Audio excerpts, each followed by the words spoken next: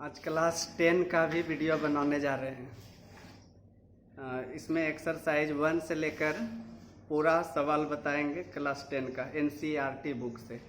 ठीक है, कंपटीशन वाले भी देख सकते हैं या फिर अपने छोटे भाई बहनों को भी बोलिएगा देखने। तो इसमें पहला चैप्टर है वास्तविक संख्याएं। ठीक है, इसके बारे में पहले बता देते हैं।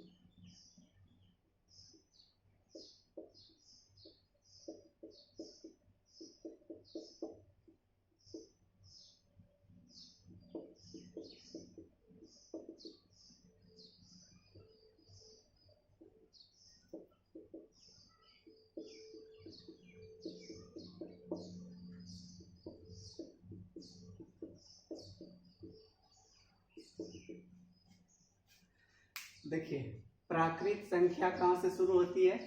1 से लेकर लगातार गिनती की संख्या को प्राकृत संख्या बोला जाता है। फिर पूर्ण संख्या, अगर प्राकृत संख्या को 0 से शुरू करके गिनती किया जाए, यानी कि 0 से 1 2 3 4 सभी संख्या पूर्ण संख्या कहलाती है। पूर्णांक, पूर्णांक में प्लस माइनस में जो भी संख्या होती है, जैसे कि माइनस में इन्फिनिटिव से लेकर -3 2 -1 0, फिर से प्लस में 1 2 3 से लेकर इन्फिनिटिव तक, ऐसी संख्या को पूर्णांक बोलेंगे। फिर है सम संख्याएं। सम संख्या किसको कहा जाता है? जिसमें 2 से पूरा पूरा भाग लगता हो। ठीक है, यानी कि 2 का जो गुणज होगा वह सम संख्या होगी।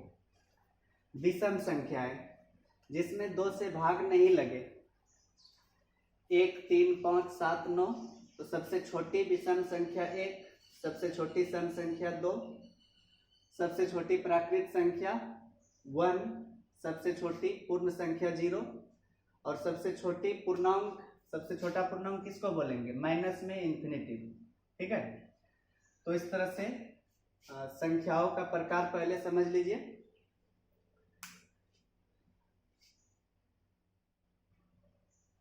इतना मिटा देते, इसके आगे फिर है, पूरा देख लीजिए।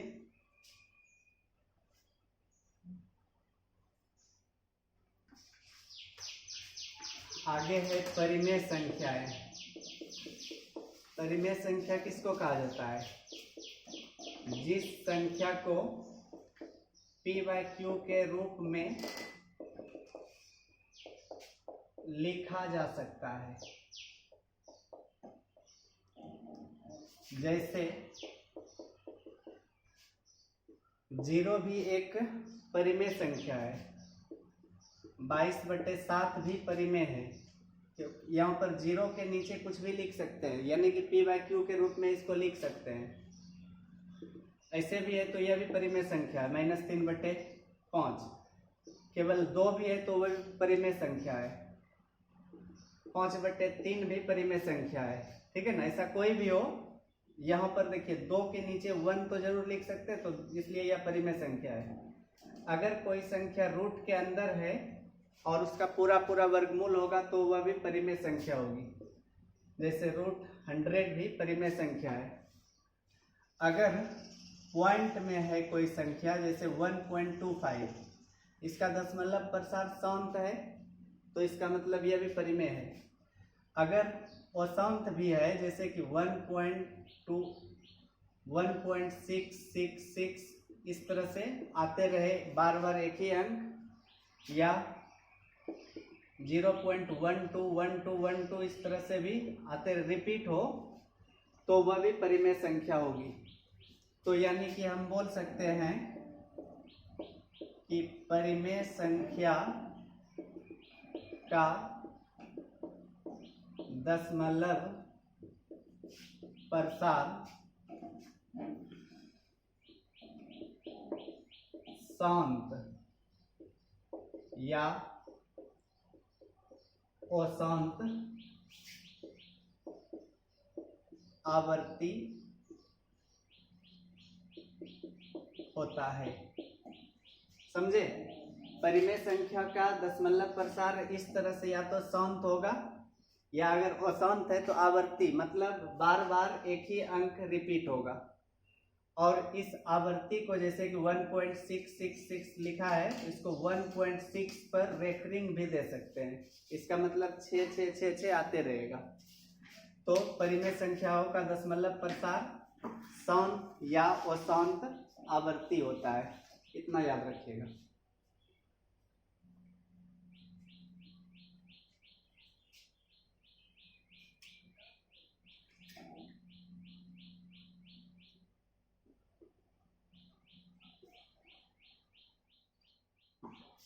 आगे देखिए, अपरिमेय संख्या है जिसे p/q के रूप में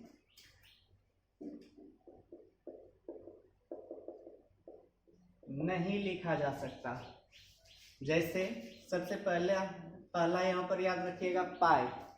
22/7 परिमेय संख्या है, लेकिन पाई अपरिमेय है। ठीक है, रूट के अंदर है जैसे कि 20 का पूरा वर्गमूल नहीं होता है, इसलिए यह एक अपरिमेय संख्या है। रूट 12 ऐसी संख्या को अपरिमेय संख्या बोलेंगे। और इसका दशमलव प्रसार देखिए, जैसे कि मान लीजिए 1.10100100001 इस तरह की संख्या रहे तो वह अपरिमेय संख्या होती है। जैसे और एक उदाहरण देते हैं, 1.710 7100 71000 इस तरह की संख्या रहे तो यह अपरिमेय संख्या होती है। तो इसमें याद रखिएगा, अपरिमेय संख्या का दशमलव प्रसार अशांत अनावर्ती होता है। मतलब रिपीट नहीं होगा इसमें अंक। जैसे कि पॉइंट के बाद देखिए, पहले 10 है, फिर 100, फिर 1000, तो ऐसी संख्या को अपरिमेय संख्या बोलेंगे।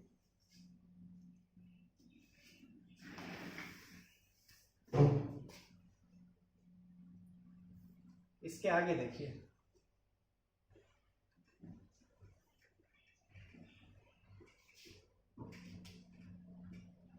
8वां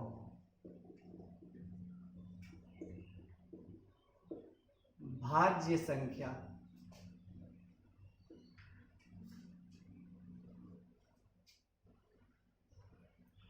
किसको बोलेंगे भाज्य संख्या?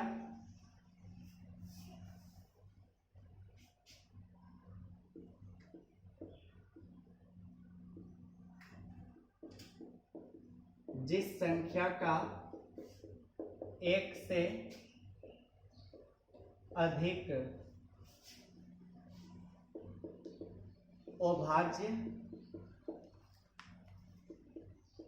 गुणनखंड हो। जैसे 4 में 2 बार 2 है, और यह 2 एक अभाज्य संख्या है। एक को नहीं मानेंगे, जैसे कि 2 में 2 गुना 1 लिखेंगे, तो यह एक अभाज्य या भाज्य संख्या नहीं है, यह केवल प्राकृत पूर्ण या पूर्णांक है। एक को छोड़कर जिसमें केवल अपने से भाग लगता है उसी को अभाज्य संख्या बोला जाता है। ठीक है, तो 4 सबसे छोटी भाज्य संख्या 4 है। फिर 6, 8, यहाँ पर 9 भी एक भाज्य संख्या है, क्योंकि 9 में 3 से भाग लगता है, या 2 अभाज्य गुणनखंड 3 गुना 3 है। 10, इसी तरह से आगे भी। ठीक है, अभाज्य या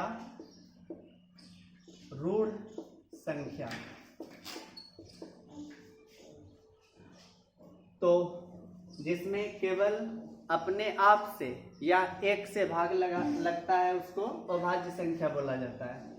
सबसे छोटी अभाज्य संख्या 2 है, और यह दो ही एक ऐसी सम संख्या है जो अभाज्य है। 2 के आगे कोई भी ऐसी सम संख्या नहीं है जो कि अभाज्य हो। तो इसमें अभाज्य संख्या लिख देते हैं आगे भी। 2, 3, 5, 7, 11, 13, 17, 19, 23, 29, 31, 37, 41, 43, 47। 1 से 50 के बीच में 15 अभाज्य संख्याएं हैं। 1, 2, 3, 4, 5, 6, 7, 8, 9, 10, 11, 12, 13, 14, 15। जितना भी लिखे हैं इसमें केवल अपने आप से भाग लगता है या 1 से लगता है। तो इसमें देखिए ऑब्जेक्टिव में पूछा जाता है कि प्रथम 5 अभाज्य संख्याओं का औसत या माध्य क्या है। तो प्रथम 5 को जोड़कर 5 से भाग दे देंगे। अगर प्रथम 3 अभाज्य संख्याओं का औसत पूछेगा तो प्रथम 3 अभाज्य संख्या को जोड़कर 3 से भाग दे देंगे। इसके आगे भी 100 तक में 50 के ऊपर और 100 के नीचे 10 अभाज्य संख्या है। 53, 59, 61, 67, 71, 73, 79, 83, 89 और 97। देखिए 1, 2, 3, 4, 5, 6, 7, 8, 9, 10, यानी कि बोल सकते हैं 1 से 100 तक में टोटल 15 और 10 25 अभाज्य संख्याएं हैं। और सबसे छोटी अभाज्य संख्या 2 है, और वह कौन सी अभाज्य संख्या है जो सम है, तो वह भी 2 है, और सबसे छोटी भाज्य संख्या 4 है। इतना याद रखिएगा।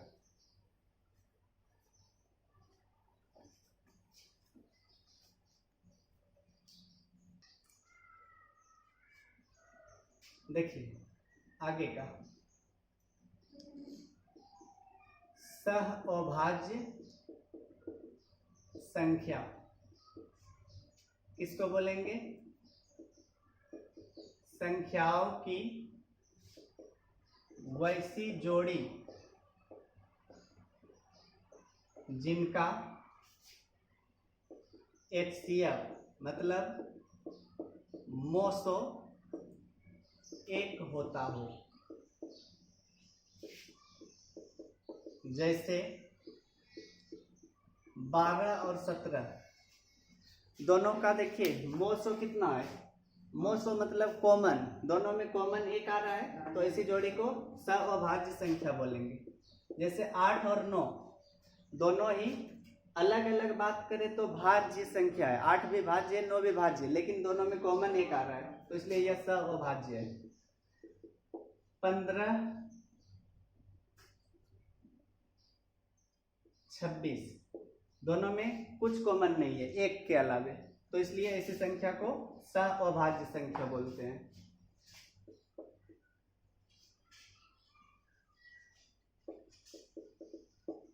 अब वास्तविक संख्या किसको बोलेंगे?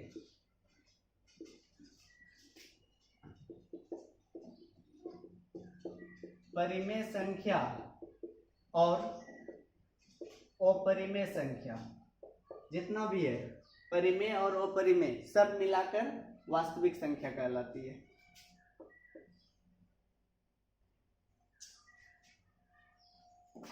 अब अवास्तविक संख्या भी जान लीजिए। किसको बोलेंगे अवास्तविक संख्या? जो वास्तविक नहीं है। कौन सी संख्या वास्तविक नहीं है? जैसे रूट के अंदर में -25 रहे, 25 का तो वर्गमूल 5 होता है, लेकिन -25 का -5 नहीं होता है, क्योंकि -5 का स्क्वायर करेंगे तो भी 25 आएगा, और 5 का भी स्क्वायर करेंगे तो भी 25 आएगा। ठीक है, तो इस तरह से -25 हो या -12 हो या माइनस रूट के अंदर 36 हो, ऐसी कोई भी संख्या हो रूट के अंदर माइनस में, तो वह वास्तविक संख्या नहीं होती है।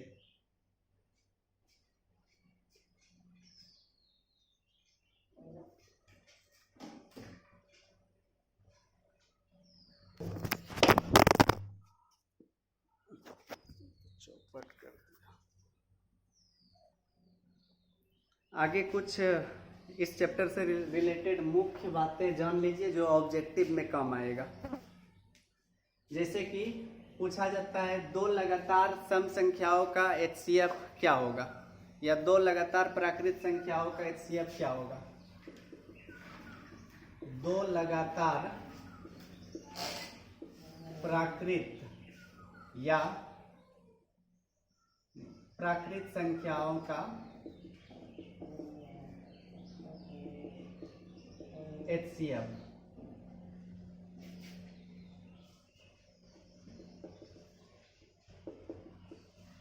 दो लगातार विषम संख्याओं का HCF, दो लगातार सम संख्याओं का HCF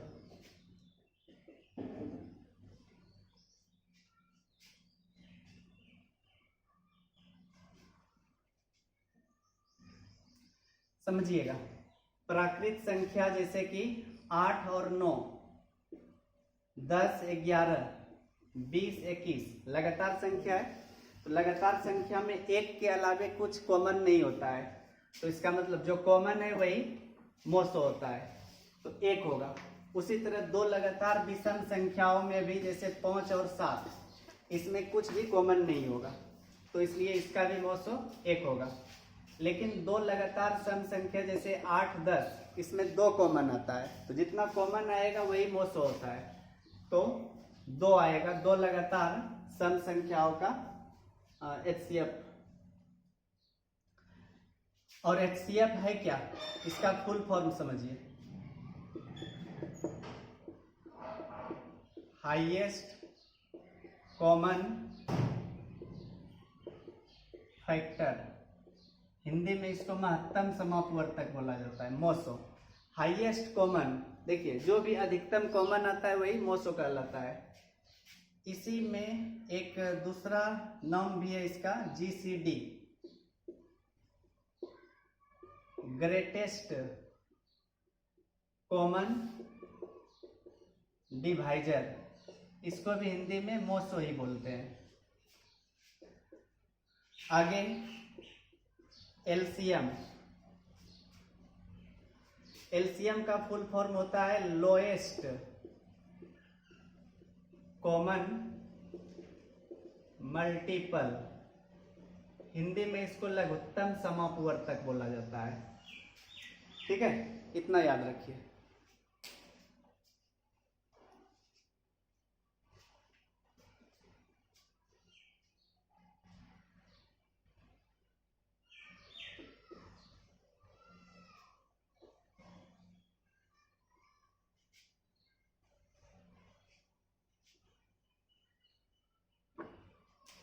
छठा पॉइंट समझिए, इस चैप्टर में यूक्लिड विभाजन एल्गोरिथ्म का यूज होता है।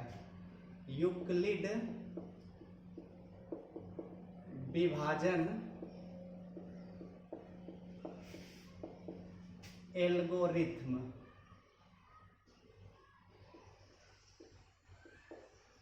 यानी कि यह भाज्य बराबर भाजक गुना भागफल प्लस शेषफल,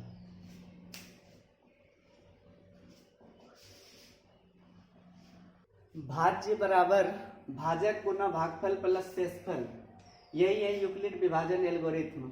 क्योंकि यह गणितज्ञ यूक्लिड ने इस एल्गोरिथ्म को दिया था, इसलिए यूक्लिड विभाजन एल्गोरिथ्म इसका नाम है।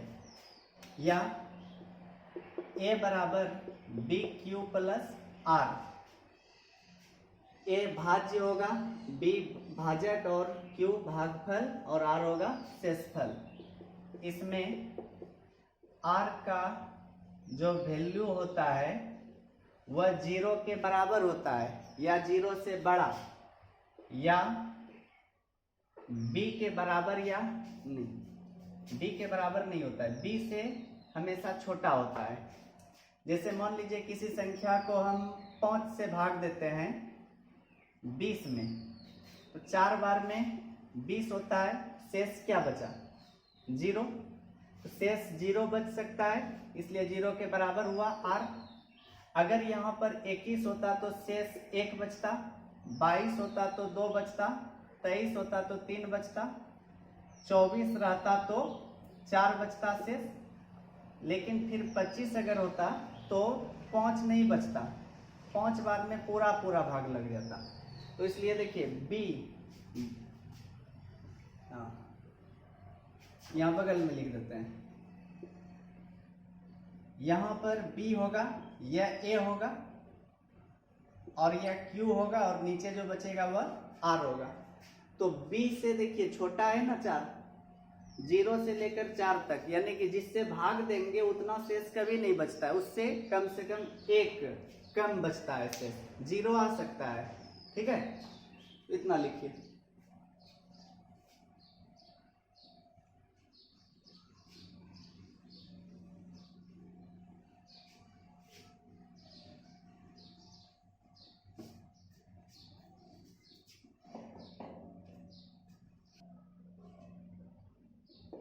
एक और पॉइंट लिख लीजिएगा, अगर मान लीजिए दो संख्याएं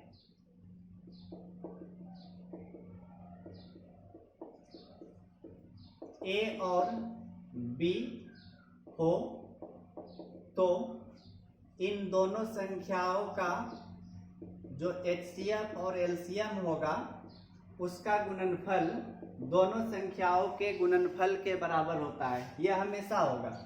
जैसे मान लीजिए 12 और 16, इस दोनों का HCF आएगा 4, जबकि LCM आएगा 48। ठीक है, और अगर दोनों को गुना करें 4 गुना 48 तो 192 आएगा। उसी तरह से 12 और 16 का था यह HCF और LCM, तो गुना करेंगे 16 दूनी 32, 16 एक 16 3 19, यह भी 192। यह चीज हमेशा होगा, दो संख्याओं का जितना HCF और LCM का गुणनफल होगा उतना ही उन दोनों संख्याओं का भी गुणनफल होगा। मान लीजिए कभी ऑब्जेक्टिव में ऐसा दे दिया रहे कि सवाल में लिखा रहे कि a और b दो अभाज्य संख्याएं हैं, a और b दो अभाज्य संख्याएं, दोनों के HCF और LCM का गुणनफल क्या होगा। तो दो अभाज्य संख्या जैसे मान लीजिए 5 और 7, ठीक है, तो इसका HCF 1 आएगा, LCM कितना आएगा, LCM तो दोनों को गुना करने पर जो आएगा वही होगा। मतलब a और b दो अभाज्य संख्या है तो दोनों का LCM दोनों के गुणनफल के बराबर होगा, यानी कि AB। ठीक है, इतना याद रखिए। अब इसके आगे 1.1 स्टार्ट कर रहे हैं।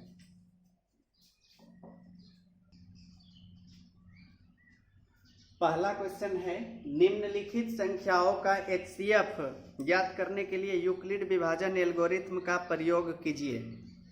135 और 225 का HCF निकालना है यूक्लिड विभाजन एल्गोरिथम का प्रयोग करके।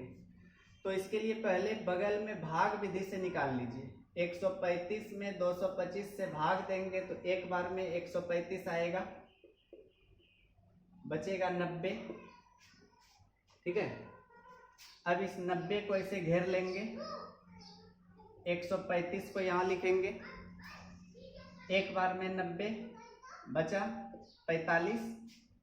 अब इस 45 को घेर लेंगे, 90 दो बार में 90। जिस स्टेप में पूरा भाग लग जाए यहाँ पर जो आएगा वही उसका मोसो होता है। ठीक है, तो अब इसी को यूक्लिड विभाजन एल्गोरिथम का प्रयोग करने के लिए देखिए, फर्स्ट स्टेप में भाज्य कितना था 225। 225 में भाग किससे दिए थे 135 से भागफल कितना आया था 1 और शेषफल 90। वही यूक्लिड विभाजन एल्गोरिथ्म पर इसको रख दिए, भाज्य बराबर भाजक गुना भागफल प्लस शेषफल। सेकेंड स्टेप में भाज्य 135 है और भाजक 90, भागफल 1, शेषफल 45। और लास्ट स्टेप में 90 है भाज्य, 45 भाजक, भागफल 2 और शेषफल 0। जिस स्टेप में शेषफल 0 होता है उसी का भाजक ही मोस होता है, अतः HCF हो जाएगा 45। यही है यूक्लिड विभाजन एल्गोरिथ्म का प्रयोग।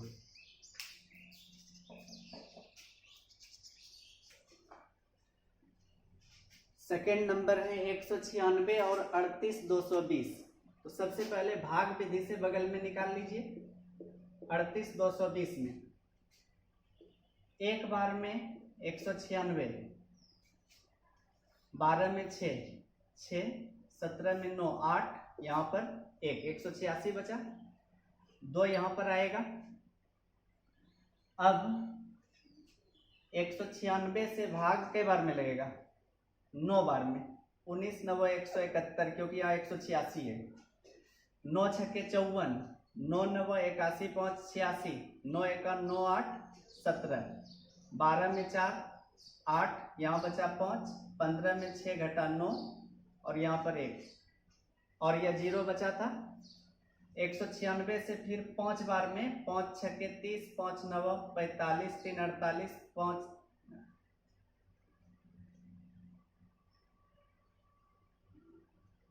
5 छक्के 30, 5 9 45, 3 48, 5 1 5 4 9। देखिए इसमें स्टेप नहीं लेना पड़ा, एक ही स्टेप में लग गया 3 बार में, पहले 1 बार, फिर 9 बार, फिर 5 बार।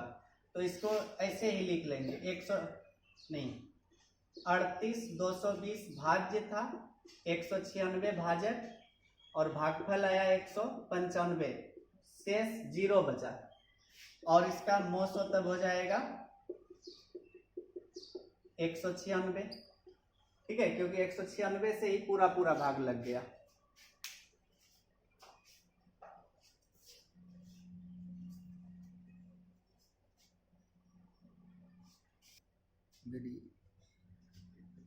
तीसरा क्वेश्चन है 867 और 255। सबसे पहले 255 से भाग देते हैं 867 में। कई बार में लगेगा 3 बार में, 3 पचे 15, 3 पचे 15, 1 16, 3 दूनी 6, 1 7, 2 0 1, 102 बचा। अब 102 को घेर लेंगे, 255 में 2 बार में लगेगा, 204 होगा, बचा 51। अब 51 को घेर दिए, यहाँ पर 102 आया, 2 बार में 102, यह पूरा कट गया। इसी से पता चल गया कि मोसो 51 आएगा। अब इसको यहाँ पर यूक्लिड विभाजन एल्गोरिथ्म पर सेट कर दीजिए। 867 बराबर 255 गुना 3 प्लस 102, फिर 255 बराबर 102 गुना 2 प्लस 51 और अंतिम स्टेप में 102 में 51 से 2 बार में और शेष 0 बचा, अतः HCF बराबर 51, यह आंसर हो जाएगा।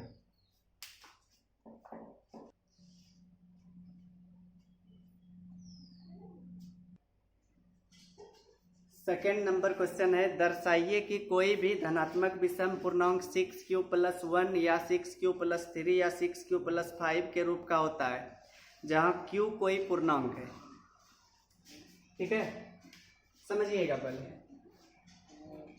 जैसे कि 2 एक सम संख्या है, 2 में किसी से भी गुना करिए, जैसे 2 गुना 2 4 या 2 गुना 3 6।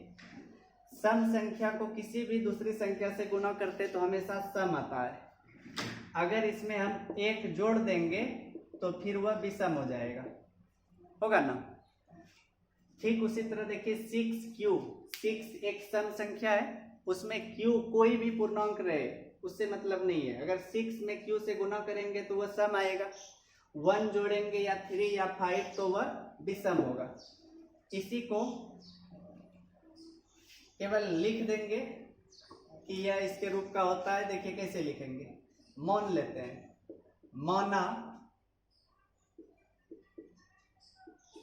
कोई धनात्मक पूर्णांक a है जिसमें b बराबर 6, जितना q है ना वहां पर उतना b मान लिए। अब इसलिए a के संभावित रूप बराबर b तो 6 माने हैं, फॉर्मूला क्या था यूक्लिड विभाजन एल्गोरिथम में, a बराबर b Q plus r, b का मान 6 है तो 6q, r तो 0 हो सकता है, ठीक है, 6q प्लस 1 हो सकता है, 6q plus 2, 6q plus 3, 6q plus 4 एवं 6q प्लस 5। 6q प्लस 6 या उससे अधिक नहीं हो सकता है, क्योंकि r का जो मान होता है वह b से छोटा होता है। 0 हो सकता है लेकिन b से छोटा होगा, तो ये b का मान तो 6 है, 6 से छोटा यानी कि 5 तक आ सकता है शेष। तो अब हम यहाँ पर लिख देते हैं, चूंकि हम देखते हैं कि 6q प्लस 0 को 6q लिख सकते हैं या 6q प्लस 2 एवं 6q प्लस 4 धनात्मक सम संख्या है ना। 6q सम है, 6q में 2 या 4 सम जोड़ेंगे तो वह भी सम होगा, जबकि 6q प्लस 1, 6q प्लस 3 एवं 6q प्लस 5 धनात्मक विषम संख्या है। इससे क्लियर हो गया कि यह तीनों सम है और यह तीनों विषम है। तो अब अंत में एक लाइन लिखना है, तो यहां पर हम मिटा देते हैं कुछ, ठीक है ना।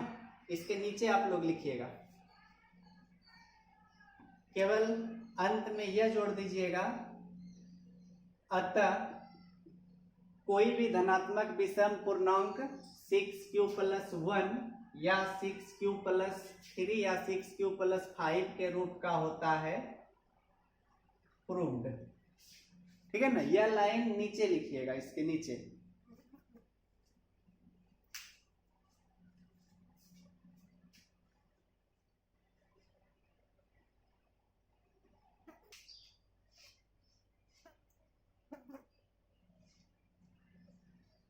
तीसरा क्वेश्चन है, किसी परेड में 616 सदस्यों वाली एक सेना की टुकड़ी को 32 सदस्यों वाले एक आर्मी बैंड के पीछे मार्च करना है। दोनों समूहों को समान संख्या वाले स्तंभों में मार्च करना है। उन स्तंभों की अधिकतम संख्या क्या है जिसमें वे मार्च कर सकते हैं। देखिए, इस तरह का सवाल कोई भी हो, अगर समान संख्या में बांटने की बात हो या सवाल में कहीं भी अधिकतम लिखा मिल जाए, तो इसका मतलब मोसो निकाल लेना है, क्योंकि मोसो का मतलब होता है महत्तम, ठीक है ना। तो दोनों का 616 और 32 का मोसो निकाल लेंगे, ठीक है। तो चूंकि सेना की कुल संख्या 616 तथा प्रत्येक आर्मी बैंड में सदस्यों की संख्या 32। टोटल 616 सैनिक है, उसको 32 सैनिकों वाले टुकड़ों में बांटना है, ठीक है, स्तंभों में। तो इसलिए स्तंभों की कुल संख्या बराबर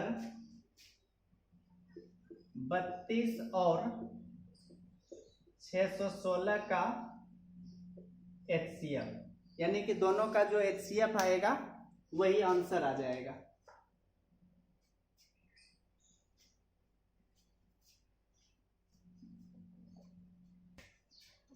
अब इस दोनों का HCF निकालने के लिए यूक्लिड विभाजन एल्गोरिथम का ही प्रयोग कर देते हैं। एक बार में 32 बचा 29, 6, 9 बार में 9 दूनी 18, 9 तिया 27, 28 बचा 16 में 8। अब 8 से 32 में 4 बार में, इसका मतलब मौसम 8 आएगा। इसलिए यहाँ पर पहले 616 भाज्य था, 32 गुना 9 प्लस शेष 8 आया, और अंत में 32 में 8 से 4 बार में भाग लग गया, शेष 0 बचा। इसलिए इसका HCF कितना आएगा? 8। अतः स्तंभों की कुल संख्या बराबर 8।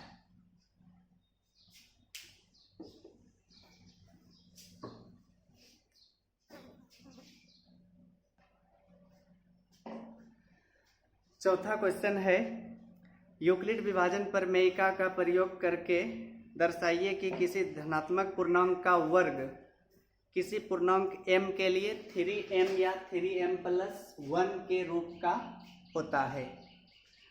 तो ऐसे सवाल को प्रूव करने के लिए मान लेते हैं। पहले माना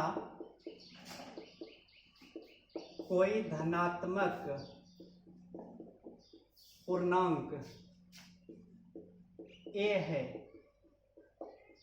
जिसमें b कितना मानेंगे? 3। जितना m है ना, या तो वही मानेंगे या उसी का कोई गुणज, ठीक है।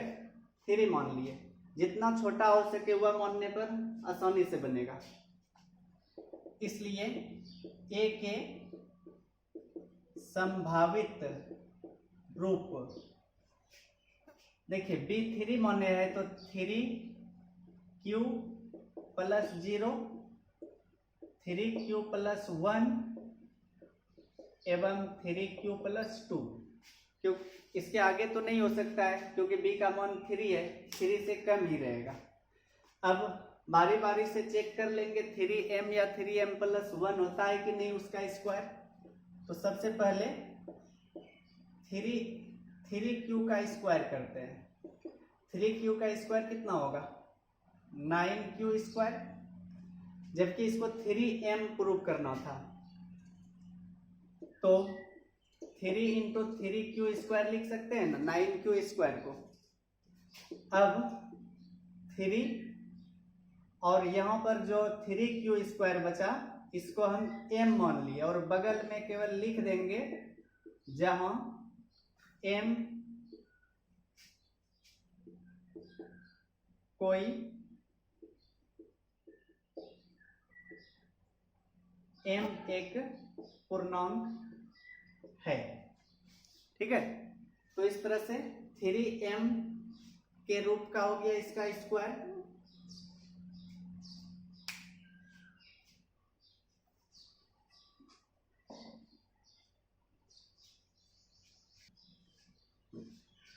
अभी केवल 3m हुआ है, दूसरा फिर लेते हैं। 3q + 1 इसका स्क्वायर करते हैं। तो यह a + b का होल स्क्वायर है। क्या होता है formula? a² + b² + 2ab 3q का स्क्वायर होगा 9q स्क्वायर, 1 का स्क्वायर 1 और यह 2 तिया 6q। इसको एक साथ लिख लेते हैं 9q square plus 6q plus 1। दूसरा क्या प्रूव करना है, 3m प्लस 1 को रहने दीजिए, इस दोनों में 3 कॉमन है, 3 कॉमन लिए तो यहां पर बचा 3q स्क्वायर प्लस 2q और प्लस 1। अब यहां जो ब्रैकेट के अंदर है इसको m मान लिए, तो 3m प्लस 1 हो गया। बगल में लिख देंगे जहां m एक पूर्णांक है। इसके आगे एक और बचा था 3q प्लस 2, उसको भी प्रूव कर सकते हैं, लेकिन दो चीज ही था 3m और 3m प्लस 1, इतना ही करके अब लिख देते हैं। अतः किसी धनात्मक पूर्णांक का वर्ग 3m या 3m प्लस 1 के रूप का होता है। प्रूव्ड।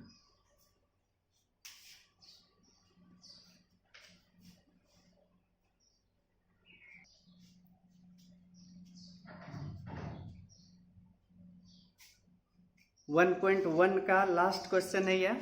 यूक्लिड विभाजन प्रमेयिका का प्रयोग करके दर्शाइए कि किसी धनात्मक पूर्णांक का घन मतलब क्यूब 9m प्लस 1 या 9m प्लस 8 के रूप का होता है।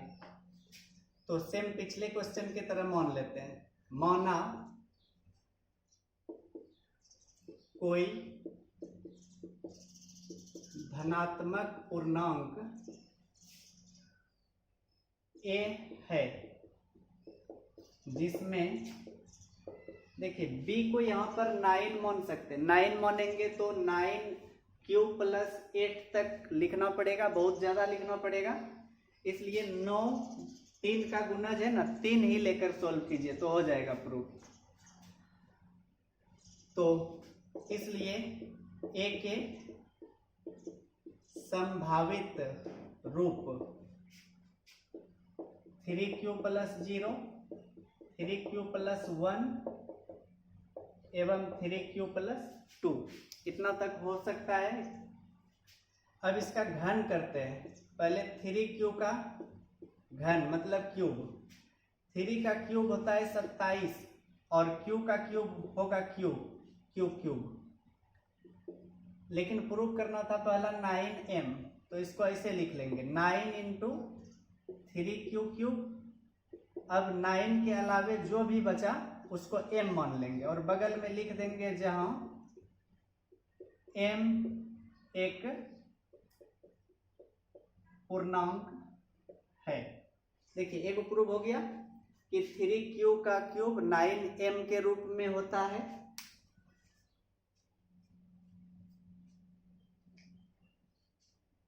लिख लीजिएगा, ऊपर से मिटाते हैं।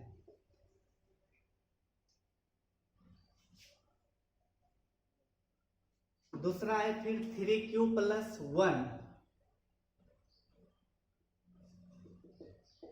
3q प्लस 1, इसका भी क्यूब करते हैं।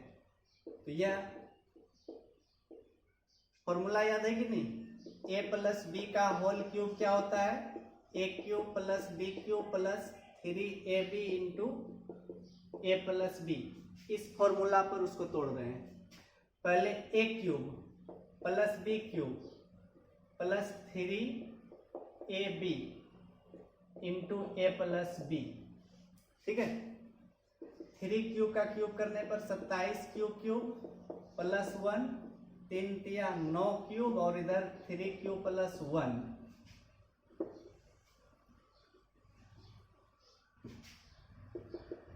27q क्यूब 1, 9 तिया 27q स्क्वायर, फिर 9q इंटू 1 करने पर 9q आएगा, 27q cube 27q square 9q plus 1,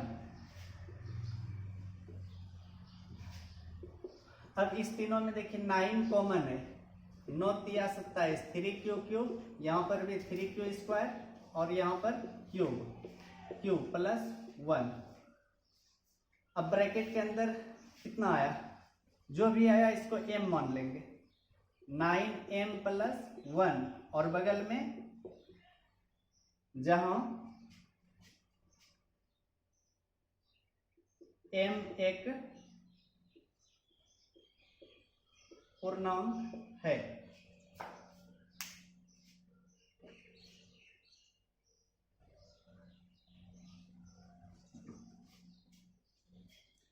अभी एक और बचा है लास्ट में,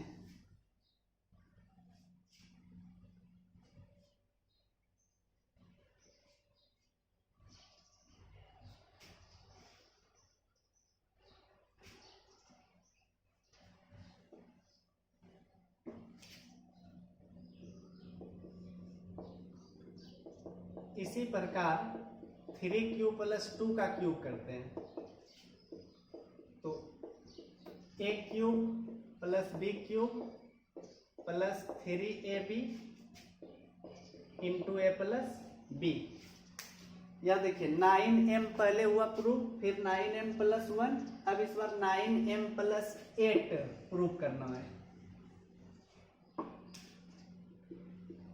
27 क्यूब, 2 का क्यूब 8, 3 तिया 9 दूनी 18 क्यूब, 3q प्लस 2।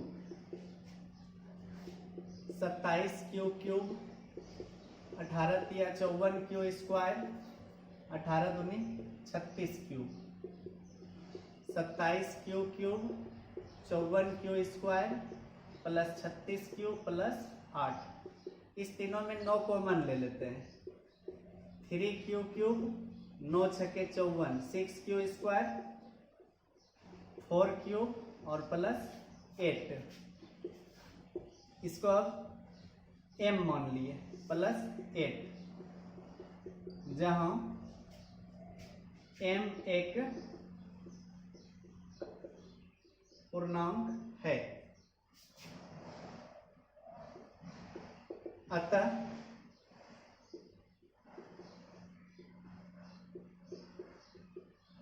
किसी धनात्मक पूर्णांक का घन 9m या 9m प्लस 1 या 9m प्लस 8 के रूप का होता है। प्रूव्ड।